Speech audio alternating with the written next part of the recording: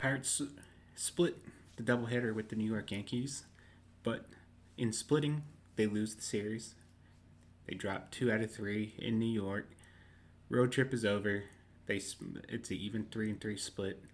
They'll have Thursday off before a weekend series against the Cubs.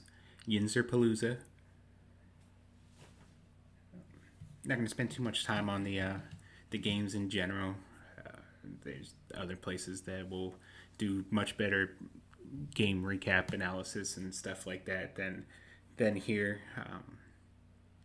Did want to talk about the starting pitching. Got some fantastic starting pitching on the night. Both Mitch Keller and Bubba Chandler didn't allow a run. I know it's gotten to the point. Obviously, like Ashcraft's had a little bit of struggles lately. He got blown up on Monday, and Skeens' stuff has been well documented. But Jared Jones has kind of been bringing it on lately. So it's kind of felt that your quote unquote weak spot of the rotation right now is Bubba Chandler and Mitch Keller. Mitch had an ERA of over 5 in the first half. Bubba's struggles have been well documented. So to get this especially on a day, when the bullpen's obviously automatically going to get taxed. Just playing 2 games in one day, they're going to go through it. And they're able to get Carmen Mlodzinski to throw a couple innings, which helped. That game ended up going to extra innings, though. A little unfortunate that neither starting pitcher is going to get a decision in the game. But starting with the first game, Mitch Keller, he goes 5 innings, 5 shutout innings, only threw 75 pitches. And I know I saw some people, make comments about that, and that's fair. Like I said, especially on a day that your bullpen's automatically going to get taxed, and you kind of want to save, if possible, for the second game. But also at the same time, you got to win the first game. You want to win the first game. Let's be honest.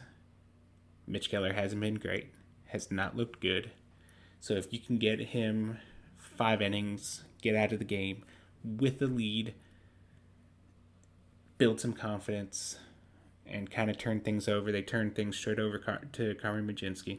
Didn't go well for Carmen Mlodzinski. Ironically, he kind of fits into the bullpen picture there with the blown save. Mason Montgomery and Gregory Soto. I guess if you want to get picky with that, I don't necessarily like the idea of having Mason Montgomery and Gregory Soto pitch in the same game of a doubleheader. You kind of want to save both, and then like game 2, you kind of see why. But like I said, you got to win the first game. You got to play to win. So that's just kind of how things shaked out. But back to Mitch. It's been a rough season. Through 7 different pitches. It's been the lefties, right? The lefties have been giving him a big problem. So finding the right mix to kind of throw against lefties has been, that's been the struggle. That's what they've been looking to try to find. And his answer to that today was kind of, mix things up a bit. He threw 5 different pitches, at least 10%.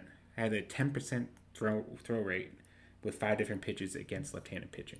The changeup kind of led the way. The changeup hadn't been great. He doesn't throw it much, only about 8% of the time overall. He got 2 whiffs on 4 swings overall, a 40% called strike whiff rate. So it's like hitting the strike zone with it. It's so that was kind of a big key there. I think another thing noticeable too that he did different was he only threw the sweeper twice. And that's a pitch that he throws about 15, 16, 17% of the time overall on the season. So to see that usage kind of drop, it kind of is pretty noticeable. And it's something we'll kind of watch to see maybe if that's something that he goes with going forward, if that was something specifically he wanted to do against the Yankees. but we'll kind of see. But I think the biggest thing here was just gaining some confidence here. New York's not always the easiest place to pitch at, as we kind of saw with Braxton Ashcraft on Monday.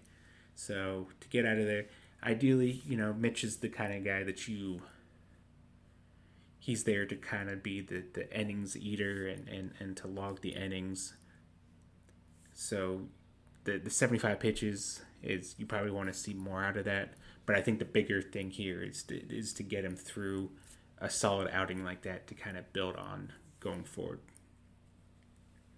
The night game, the offense, they didn't show up. You could say what you want about having Brandon Eisert come in. You didn't have a lefty available at that point. They wanted to go with Eisert there.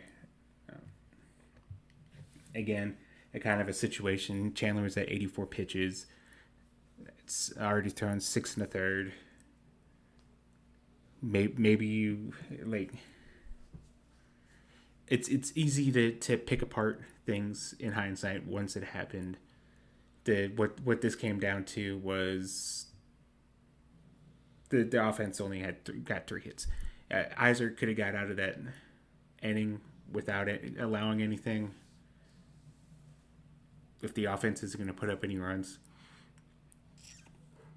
so at some point's going to allow a run, and then we're just right back talking about it.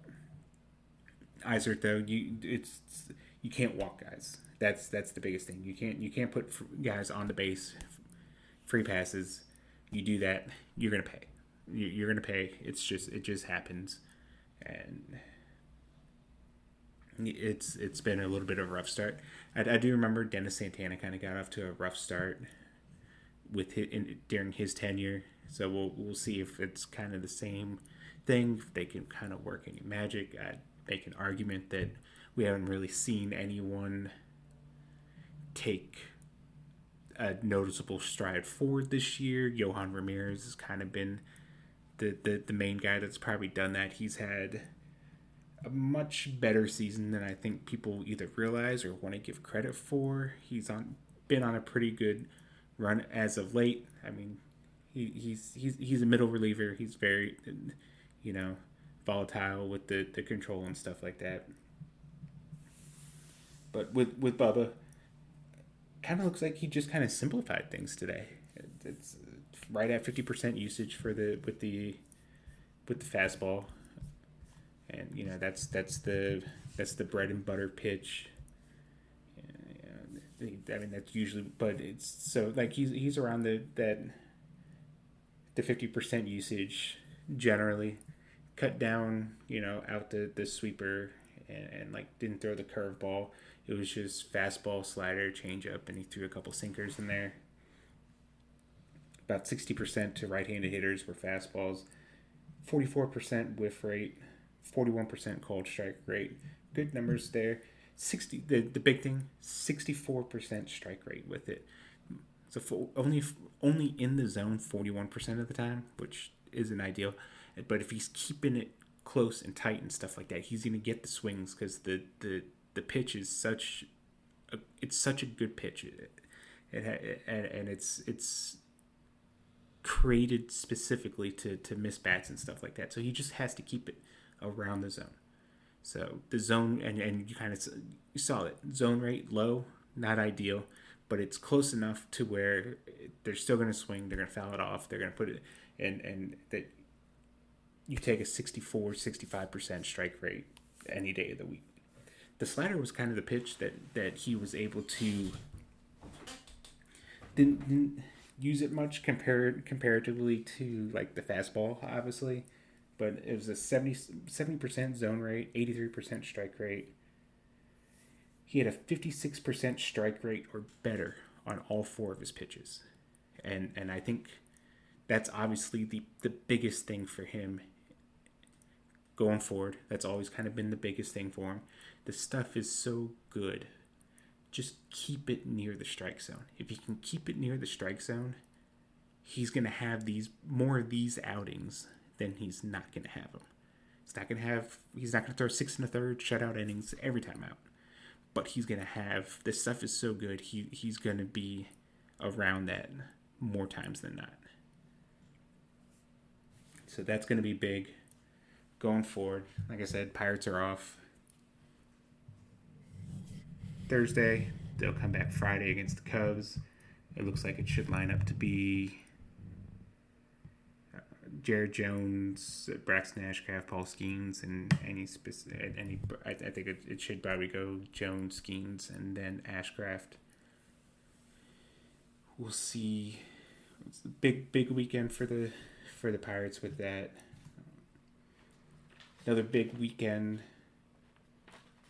Pirates signed Chris Rembert, their second round pick.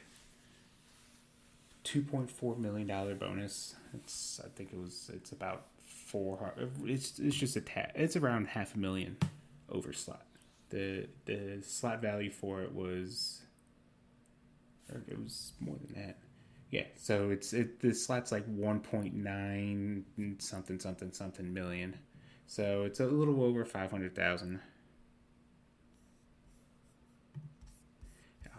Good. This one, and I think he's kind of the main thing as far as like when I talked about the draft, when I wrote about the draft, at first I felt a certain way about it. There's kind of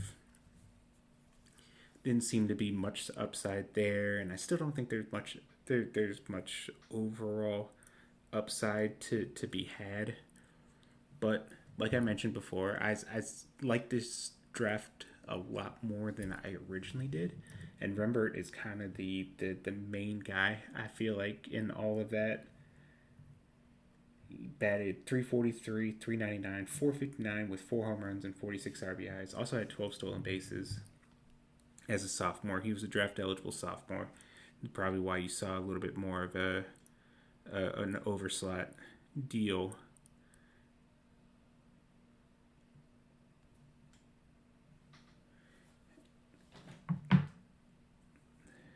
That's the 4 home runs was down a little bit from the 10 during his freshman year. Still hit around 344, 467, 555. With 10 home runs, 6 stolen bases, and 46 RBIs again. Finished his college career 344, 435, 505, a 937 OPS with 14 home runs and 92 RBI.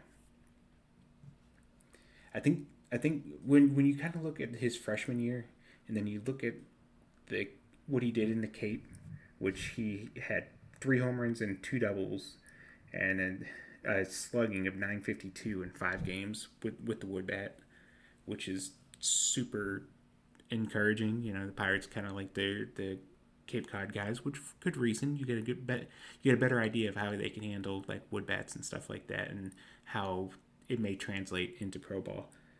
Looking at what he did his freshman year, and then look what he did at Cape. I also read that he was like the starting second baseman for Team USA, which isn't something they have often with the sophomores and stuff like that. So there's a lot of promise. Took a step back.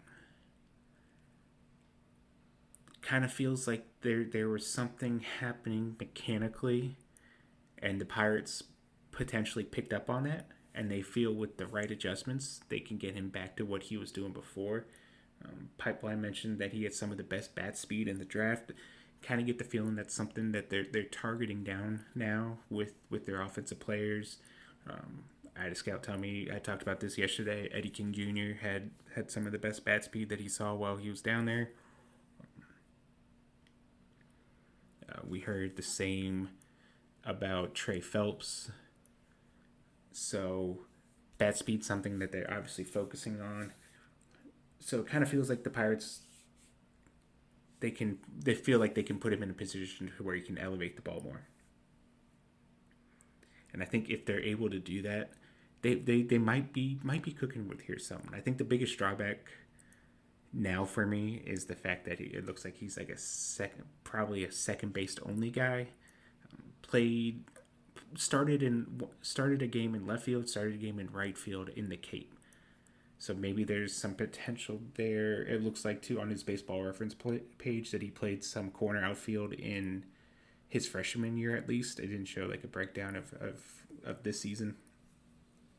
So maybe that's something that you can do there. You're gonna want him to be able to elevate to get into some in-game power if he's gonna be a corner outfielder.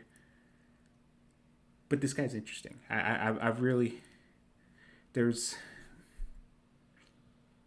don't know if he's top 15 in the draft. Like the Pirates claimed that he was like a top 15 prospect on their board. I mean, I think that's just hyping up your guy a little bit. But I like this pick way more than I originally did. The more I kind of looked at it, watched a little bit. I hate watching highlights. But if that's the only thing I have, it's the only thing I have. You can see the quick bat. Saw some open side swings from him. Definitely somebody to watch. I can see probably why they had to go over slot with him on top of being a draft eligible sophomore. So hopefully he gets some games in. Maybe get him up to Brighton a couple games. Maybe even get him to Greensboro by the end of the year. It is a pretty high draft pick. Pirates, they pushed Easton Carmichael and Jared Jones to Greensboro right off the bat. Maybe we see kind of the same thing. Rembert is a SEC kid, so maybe we can see some of that. And then that kind of leaves Derek Curiel as like the big guy to not. They still have Curiel. They got Aiden Ruiz, and they have Andrew Giles still to sign as part of like their top 10 things, and that kind of makes sense. We'll see, because Curiel is gonna kind of dictate, because he's really the only guy that you can cut a little bit under, and you can probably figure you're going to need to go over on both Ruiz and on Giles. So we'll see how that goes. And to go ahead and wrap up tonight, a quick rundown of the minor leagues.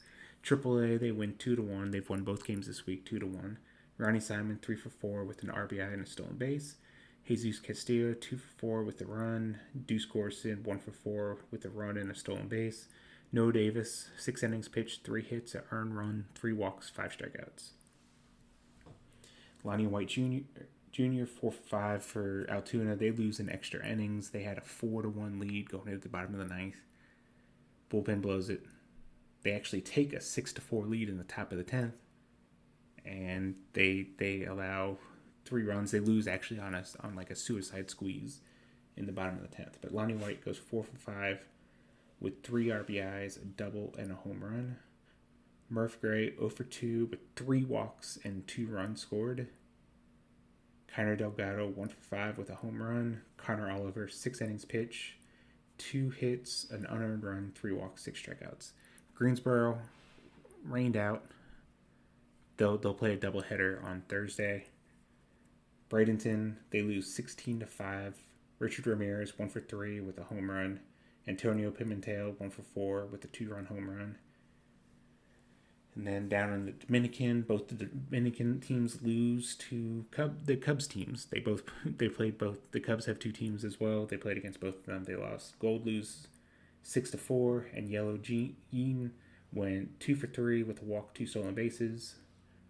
Jefferson Lopez 3 innings pitched, 2 hits, 2 walks, 5 strikeouts. The DSL Pirates Black team, they lose 12-2. Dionis Leyva went 2 for 3, 2 runs, and Fernando Figueroa went 2 innings pitched, 2 walks, 3 strikeouts. So that's going to do it for today's episode. Kind of pushing up to where I'm trying not to do these more than 20 minutes. Kind of got stuck talking about the pitching early on, but the pitching was encouraging. As always, subscribe, Bucks on Deck Substack, daily content on the Pirates organization. Check out the YouTube channel. Upload some videos every week. Doing a breakdown of Erwin Ramirez right now. I'm kind of getting the video together. That should be out on Friday. And then the Complex League ends on Thursday, the day that this released.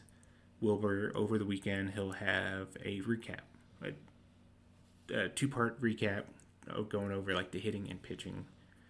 So be on the lookout for those. Like I said, subscribe, Bucks on Deck Substack.